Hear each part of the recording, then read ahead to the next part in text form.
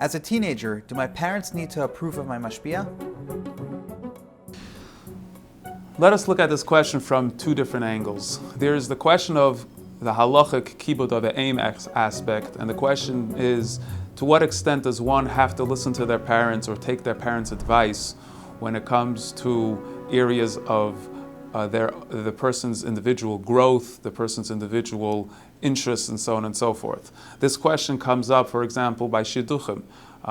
Parents may not want a particular shidduch, and the child feels that they like the person and they want to go out with the person, they want to marry this person. So halachically, the question is, am I obligated on a level of kibud of the aim to listen to my parents' wants when it comes to something that doesn't necessarily directly impact them and have any real element of kibud?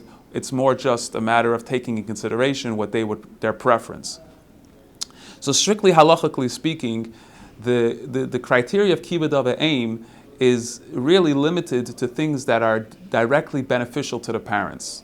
You have to respect your parents and you have to obviously take them into consideration, but you do not have to listen to their choices as to which yeshiva you should go, who you should marry, whether or not you should choose a mashpia or not choose a mashpia. When it comes to things which are relevant to you specifically and your growth, the poskim say that does not violate the issue of kibud of aim if you do not listen to your parents' choice.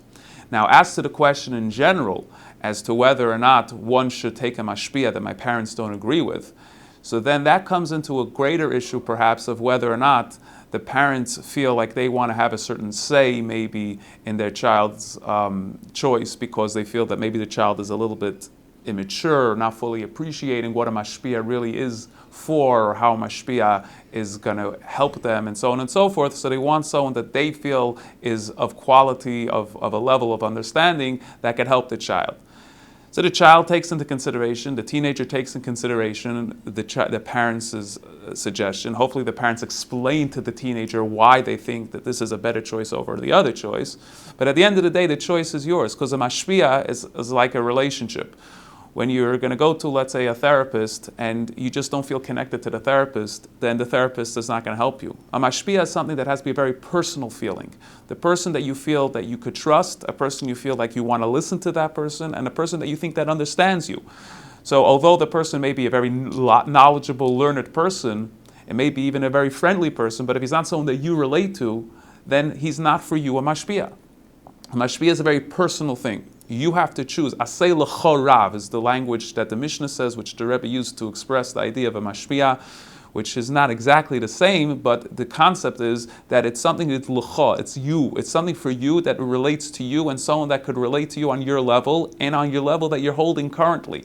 That means sometimes a mashpia, you outgrow your mashpia. What the mashpia is good for when you're at one age is not going to be good for when you're at an older age. There has to be a certain maturity and development, and during the stages of development, there could be a different mashpiyim work differently and help you differently.